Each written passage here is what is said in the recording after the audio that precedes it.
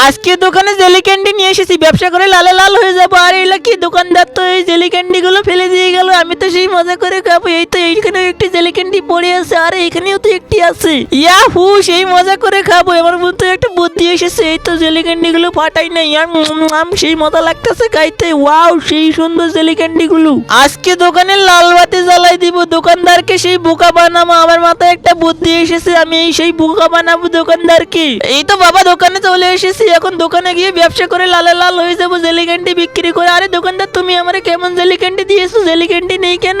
আরে রাজু, তুই এটা কি বলিস রে? জেলি ক্যান্ডি তো থাকার কথা, আর আমি তো মাত্রই জেলি ক্যান্ডি নিয়ে আসলাম। আরে দেখো, জেলি ক্যান্ডি নেই এর ভিতরে, আমি তো একটু আগে নিয়ে গেলাম তোমার থেকে। আরে কি বলিস রে, সত্যি নাকি? কিন্তু তার আগে তুমি মেয়ে হলে লাইক করো, আর ছেলে হলে সাবস্ক্রাইব করো, আর যদি না করো তাহলে বুঝে নিবো তুমি অন্য কিছু।